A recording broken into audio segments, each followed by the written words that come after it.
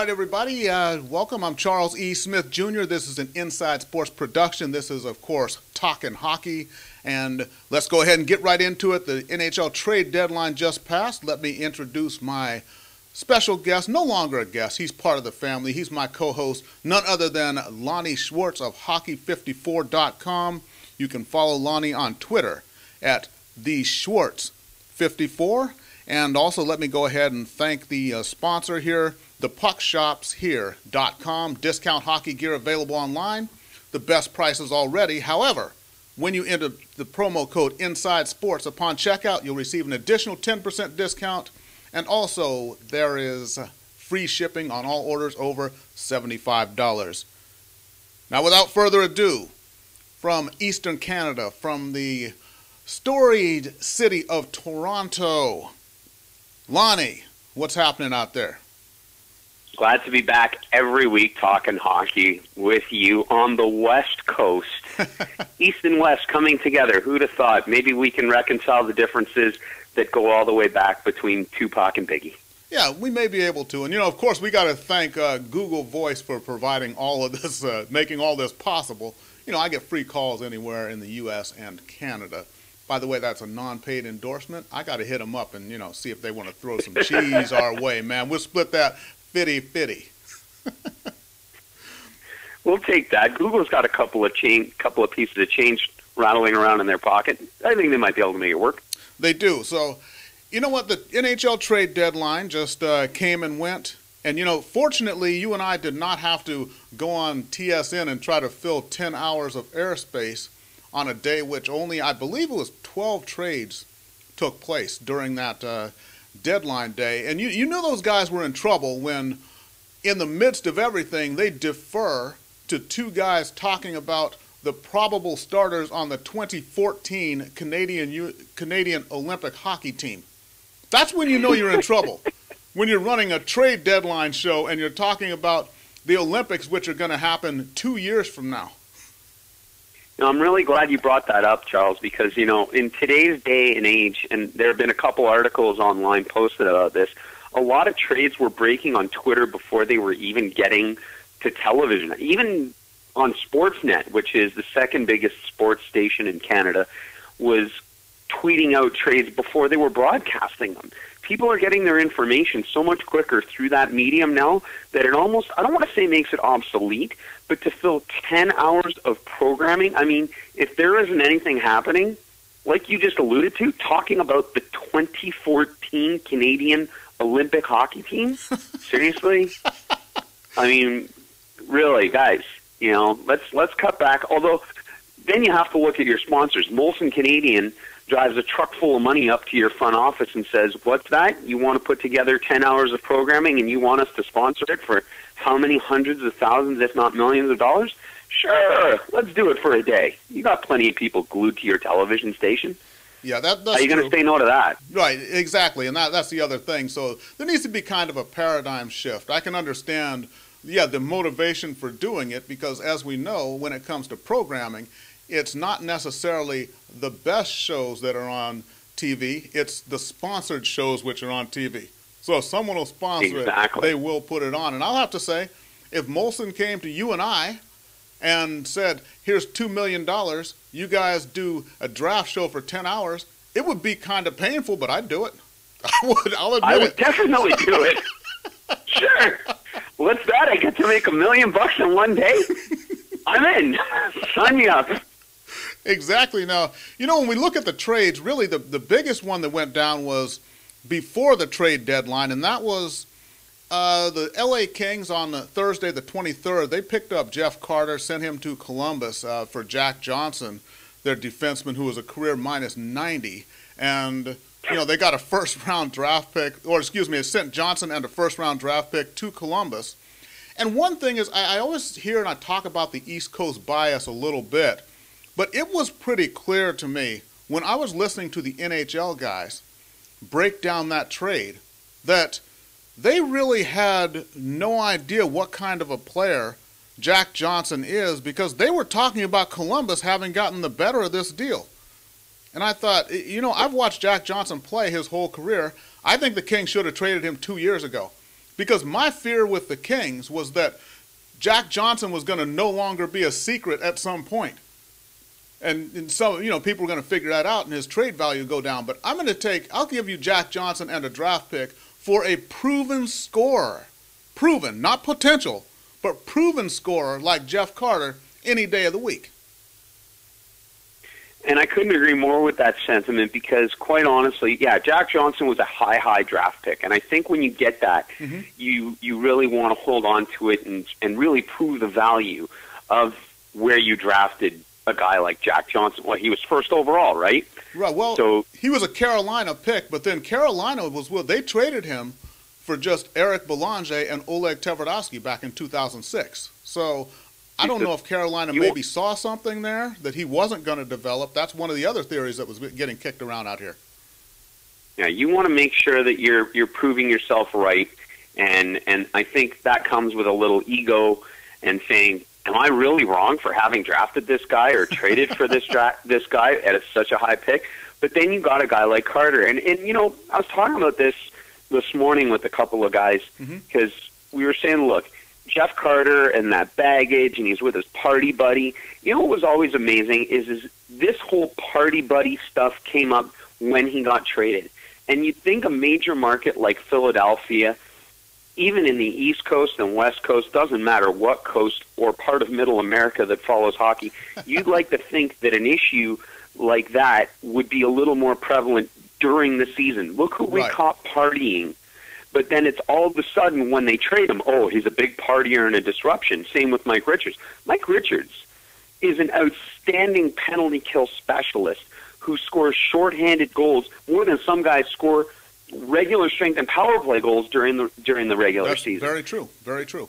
He's a valuable asset. And Jeff Carter, yes, he's got a 10-year deal. He's had some injuries, granted. But like you said, a proven commodity, year over year, a guy who is going to score 30 to 40, and who knows, with the right chemistry, maybe he's a 50-goal scorer. That's true. He got, I think he got 48 in 2008. He scored 48 goals. So there you have a guy who's a proven asset who, under the right circumstances, can score a lot of goals for you. But then again, when we were talking before you pressed play and record, instead, he's playing with Daryl Sutter, who thinks the most offensive thing you can do is what you deliver to the team in the dressing room beforehand. And, of course, we can't utter any of those offensive words right now because we're a family-friendly show. Yeah, that's his definition of offense. That's true, and I think that's one thing with the Kings, which, as I always say, because I'm out here and things, and I'm not criticizing Daryl Sutter as a bad coach. I just think that he's not the right coach for this particular team, where I think the Kings, if they were to focus on the forecheck more, that's where they're really going to create the magic. So get the first forechecker in, get that second guy, the backup guy, down a little closer instead of laying back. Create the opportunities in deep. What's that? And create the opportunities right, in exactly, deep. Squeeze the puck out into the open and drive the net. Exactly. But, Sutter, it's, you know what, let's see if we can score one goal and then hang on to the end. And the luxury you have is you have a great goaltender in Jonathan Quick, who you sort of sometimes take for granted in situations. And it's not just exclusive to him. It happened in New Jersey with Martin Brodeur for the bulk of his career. Patrick Waugh in Montreal. I mean, you name the greats. They're some of the greater goalies on their teams, and you think to yourself, we can rely on that. Even in Calgary with Mika Kiprusoff. So I understand that philosophy, but it's not the right philosophy for a team that's got a wealth of guys who can score goals. And you're holding back Andrei Kopitar? You got to play your roster. That's what it comes down to. You got to tailor your coaching style around the guys who you have on the roster. Other than that, if you want to coach grinders, then get rid of all those guys and just bring in grinders and go ahead and coach that, if that's what you want to do. But you don't take good creative players and stifle them with your system. That's my whole issue with that.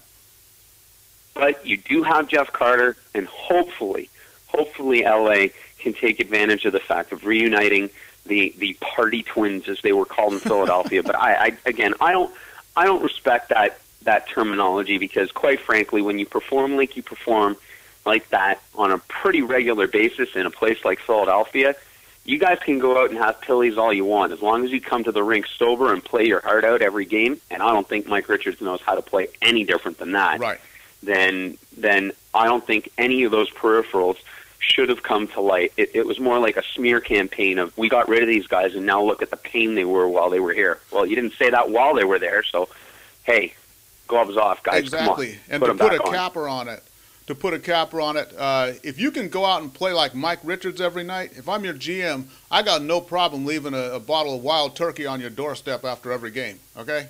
That's what it comes down to.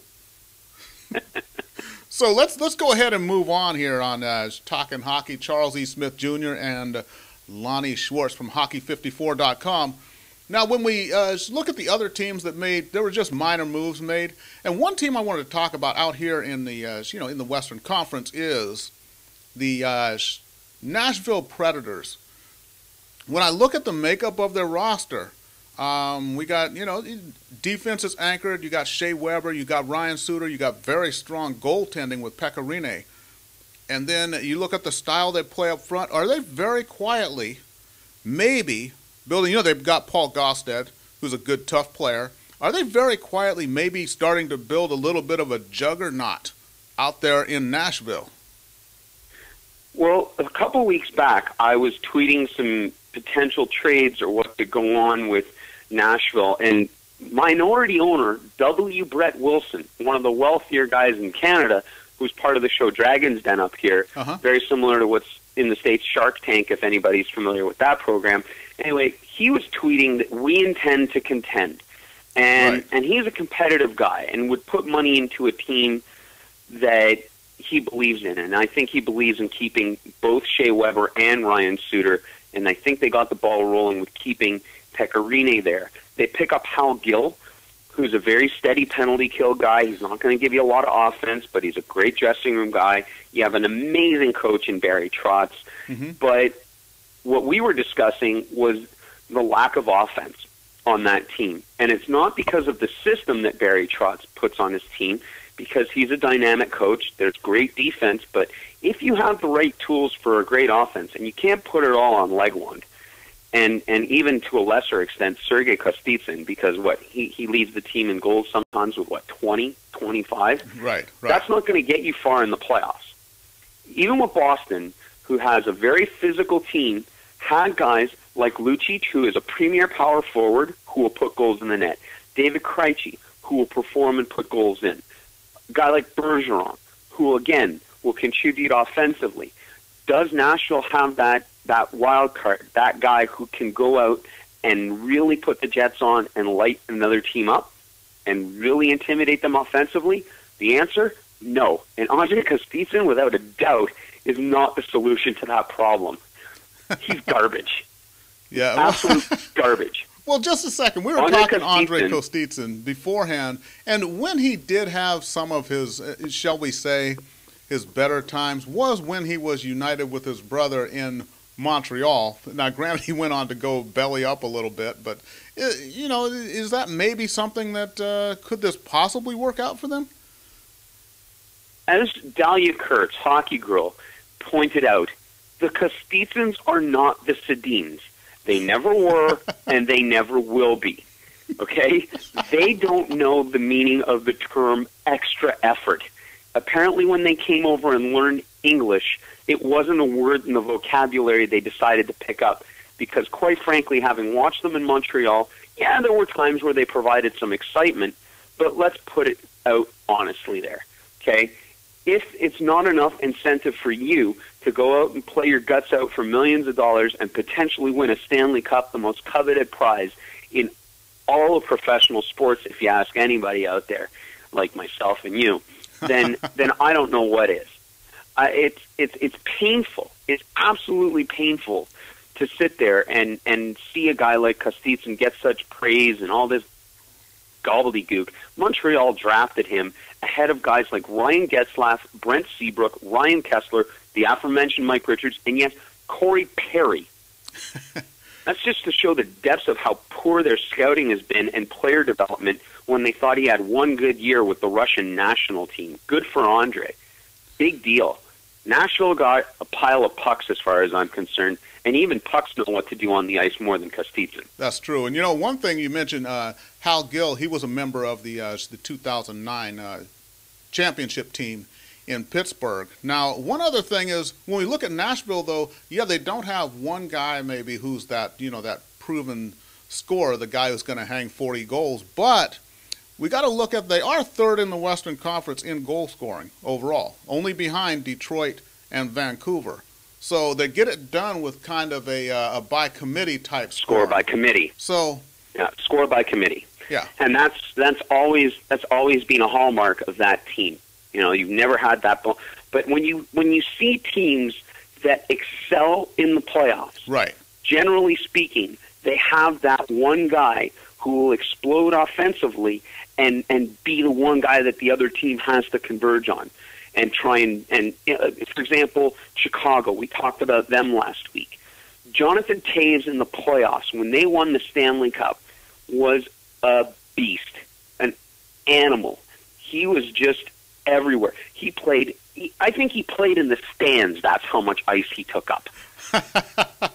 Yeah, I see what you're saying. You got to have a horse that you can ride when it really comes right down to it. Now, well, looking at the Blackhawks, though, something we talked about pre-trade deadline, and that was the Blackhawks and their need. They have a need for a goaltender.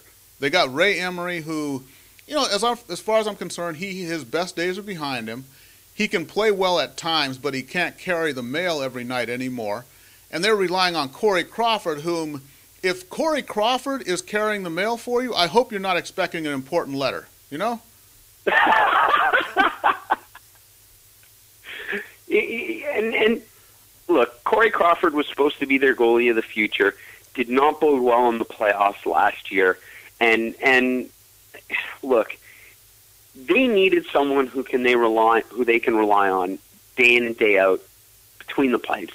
There have been far too many times this season. It wasn't just once or twice, happening multiple times that a goaltender is getting pulled in the first period after giving up 3 goals on 5 shots, or 5 goals on 13 shots. Right. It's not acceptable to have that on a regular basis. It'll happen to the best goaltender in the world once, maybe twice a season, not 2 to 3 times against teams like the Edmonton Oilers in the span of a week. It's not acceptable when you're a championship caliber team. And we discussed who might go there. I mean, I threw one way out of left field and saying, maybe you go after someone who's within the conference in Yaroslav Halak. Right. But that was, again, one of my way left out, almost Eklund-ish predictions. Oh, Eck goes under the bus, huh? Come on, everybody has some fun at his expense. He's, we all know what he does out there to attract, no pun intended, buzz to his site.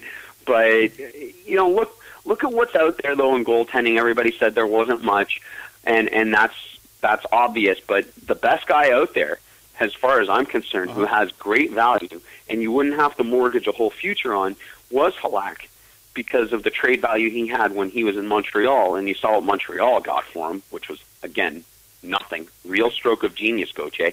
And then you've got the pickup in Oduya, which definitely solidifies part of your blue line, which is great. Johnny Oduya was the centerpiece for the trade that got Kovalchuk over to New Jersey. Exactly. Well, you know what? And when you talk about when you talk about Gauthier out there in Montreal, some guys, I don't know how they really just, when you talk about the retreads that keep getting jobs. Gauthier was out here in Anaheim, and I remember when Anaheim was one of they talked about him never being willing to pick up a star player and not being willing to pay the money, and he talked about it. And when he said, well, what people don't realize is that we have the 6th highest payroll in the league. And it was true. When you look at it, he was paying $3 million a year to Marty McGuinness and Mike LeClaire and guys like that. Not John LeClaire, Mike LeClaire. Yeah. Big difference there. So he had his money tied up in guys that were, just these 2.5 or third liners maybe. and didn't have any money left to sign star players. And he's saying, look, we're spending all this money. Well, you got to spend it wisely, and you got to choose your players. Well, Montreal is an unmitigated disaster. Mm-hmm. There's no fan out there right now in Montreal who can truly look themselves in the mirror and say, this is a team that is carrying on the traditions of pride in what they put on the ice and class, because there's none of that there anymore. I mean, sure, they got rid of Kostitsyn, and as far as I'm concerned, I don't care about Scott Gomez's paycheck. That's not his fault.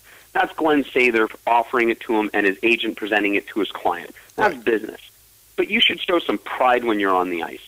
The fact that you go almost more than a full calendar year, without scoring a goal in the National Hockey League, and saying, well, you know, all the cliches that, you know, of course, but when you're out on the ice and you're coasting and not driving hard and not doing what you got to do, okay, so he doesn't score goals. He didn't even set up a whole lot of plays, and he was more of a playmaker than anything when he was in his prime in New Jersey.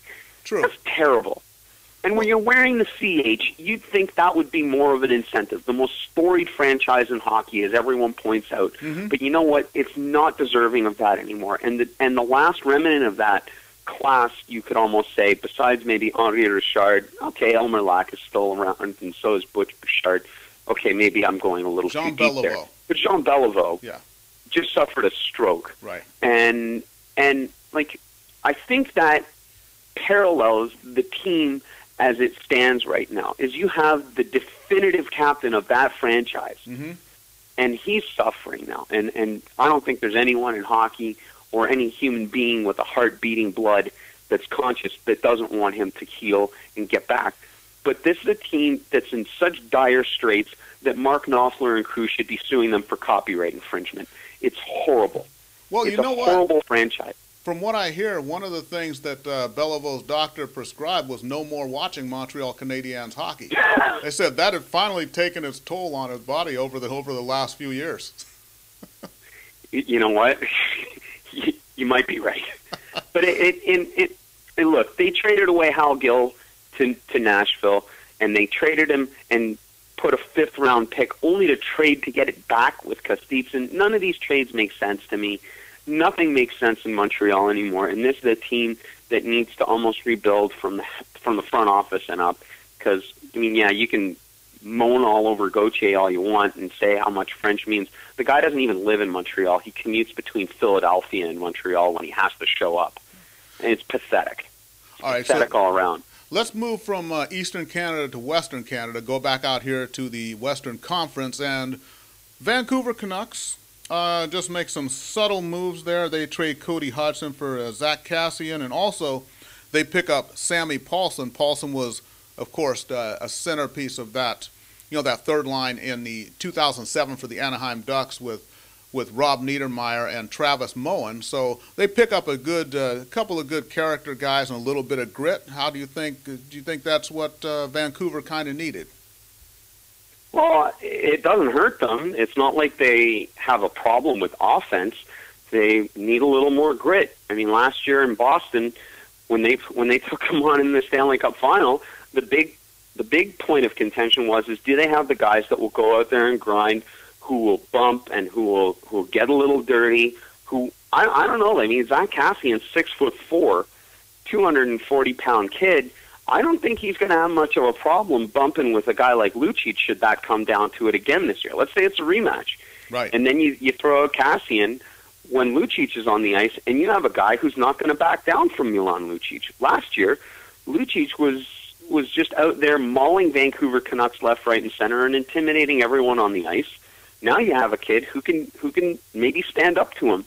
And what did you give up? You gave up a young, promising guy in Cody Hodgson, who is more offensively minded than a guy like Kassian. So relatively the same age, and you get a need fulfilled, and you get a third-line center that will bring together some Stanley Cup experience, as you pointed out, after winning in 2007 in Anaheim. Where's the loss for Vancouver there? Did they get better?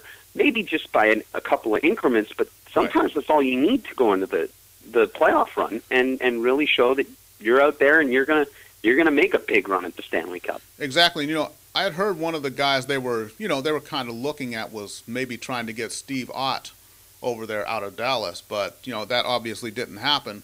But I think with Vancouver, in last year's final, and I watched this, I saw after they won those first 2 games, they won the first 2 games, and to me, when you're winning, you should make the other team make adjustments. So they won those games, and then all of a sudden they say, oh, well, you know what, now we're going to prove we're tough too. And that was when the series changed, because they may have been a better team than the Boston Bruins, but they were not tougher than the Boston Bruins, and they found that out the hard way. Absolutely, and then they addressed that with a young, promising, potential starting power forward in Cassian. So was it a good trade? Absolutely it was. It was the biggest trade of the day, and I don't want to call it trade deadline day anymore. I want to call it trade deadline day, because that's all it really amounted to. The bigger deals took place within the weeks prior, and, with guys like Camilleri and Carter getting shipped off to their respective new homes.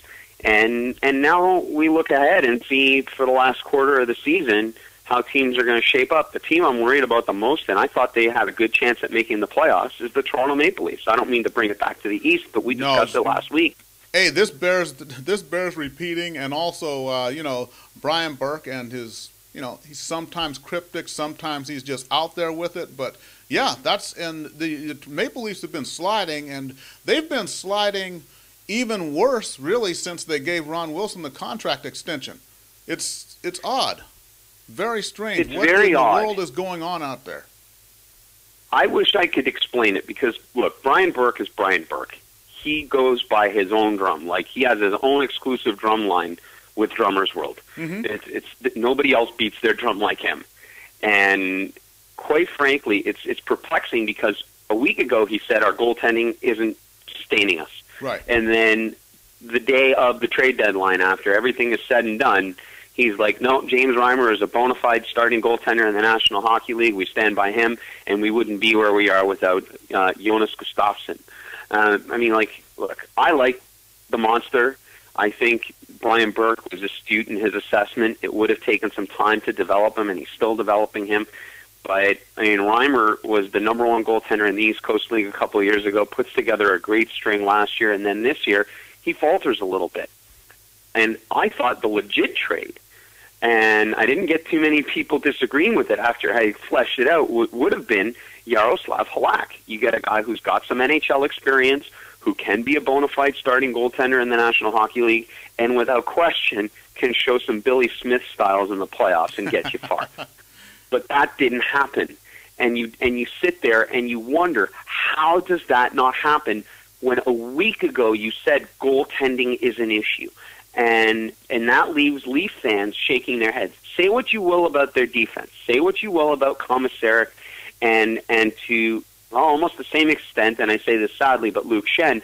But then you've got a young kid. You got some young kids like you got Gardner out there. You've got Gunnarsson, who could provide some good offense on the defensive side of things. You've got a decent core there to start working with and keep working with, but you don't have the bona fide goaltender to fall back on. And even their offense. What do you give up? Let's say you trade away Tyler Bozak to St. Louis.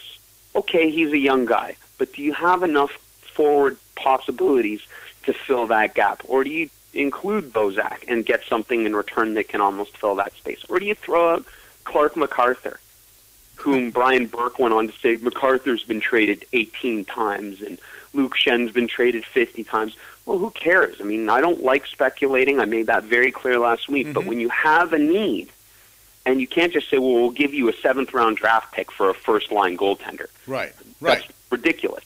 You have to be realistic. And I'd like to think you and I live on planet Earth.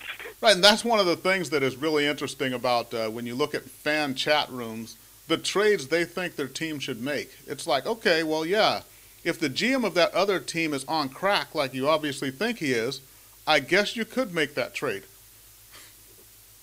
You got to be realistic. Yeah. You have to see what the other team's need is, and you want it generally to be, in a perfect world, you want it to be of equal value. Exactly. Because you want to maintain a dance partnership there. but you have to fill a need. And Toronto, the team that's on the cusp of making the playoffs again because they just fell out, what did they need? They needed a goaltender who can bail out the defense that at some times can, yes, be suspect. So I don't know. I'm a little bit lost on the Leafs. Clearly, I'm lost on the Montreal Canadiens, and it breaks my heart that I am. But is a team, like, getting back to where we started, Nashville can be a real contender. Who knows? Maybe the scoring by committee will finally work long-term in the playoffs because they've got an amazing goaltender. Yeah, and you know what? Amazing.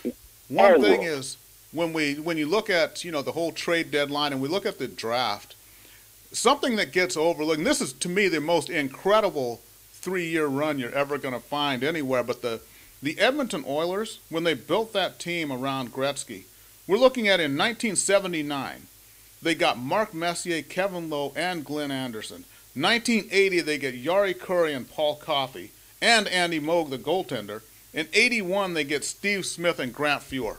Now, when you talk about scouting, and you talk about picking up players, scoring those players through the draft in 3 years running like that is just amazing. Well, we're in a different era, as I'm sure you can appreciate, and anybody else out there, because to hold on to that kind of a line, and never mind SPORTS-Talkin. Right, yeah, which came a little bit later, Yeah, you gotta think, well, wow, how are you going to keep that team without exploding everything? Well, it's just about even drafting them, though. The fact that those guys were available, and they were not all top picks every time. Mark Messier was 48th, or he was 48th overall, and Yari Curry was 69th, and Steve Smith was 81st pick taken. But those guys were available, and so they had scouted well enough to get those great players. 3 years in a row, they just ripped everybody in the draft. And this is why this year, and for the last 20 years, you have to look at the Detroit Red Wings. And if Montreal was the royalty in the National Hockey League, I dare anyone out there to defy that the Detroit Red Wings are the royalty right now and have been for 20 years. Great drafting, astute trades, and it's just unbelievable how they've been able to maintain not just a competitive team, but an elite team. Even they went out and they solidified their blue line by, they traded away Commodore, who is a good character guy, and they get a guy like Kyle Quincy.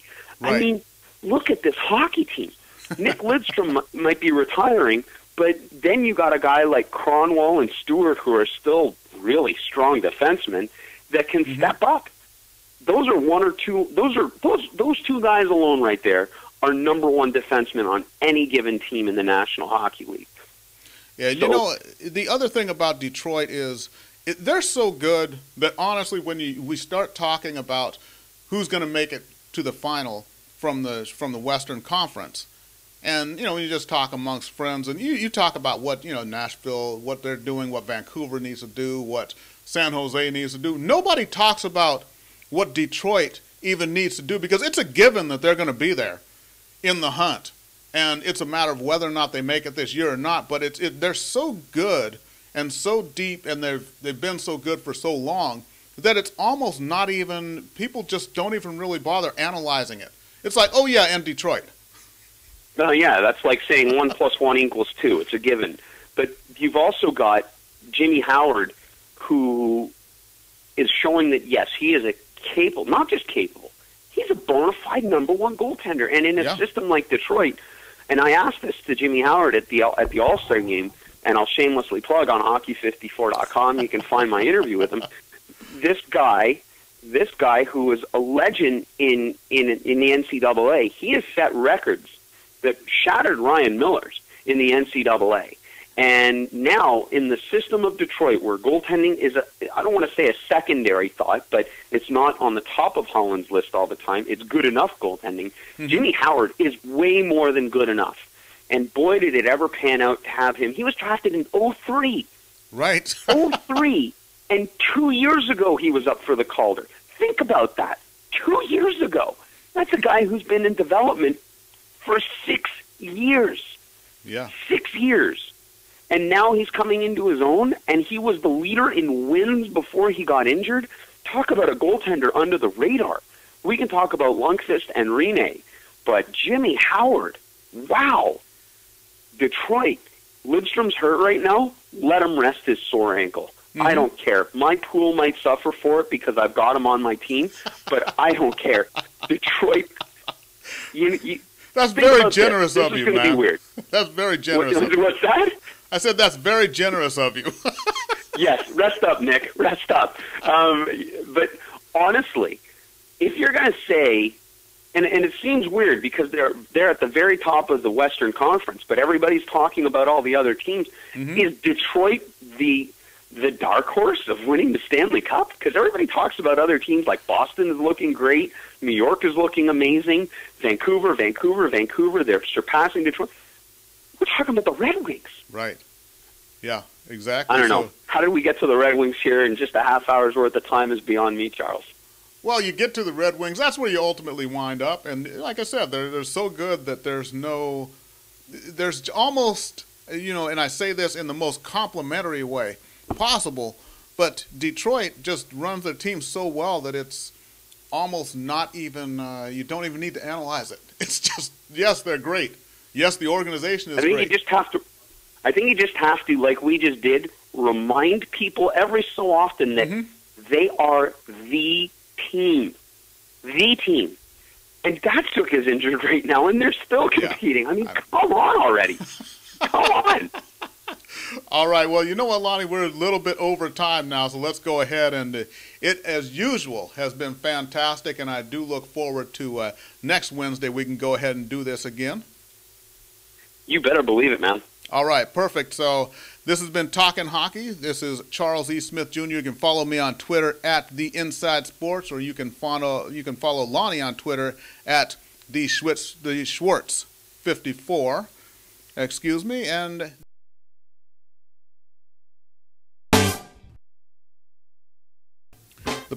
thegear.com, discount hockey gear available online, and 10% discount when you use the promo code of Inside Sports upon checkout, and also free shipping on all orders over $75. So for Lonnie Schwartz, I'm Charles E. Smith, Jr., and thank you for watching here on Inside Sports. This has been Talkin' Hockey, and we will see you next week.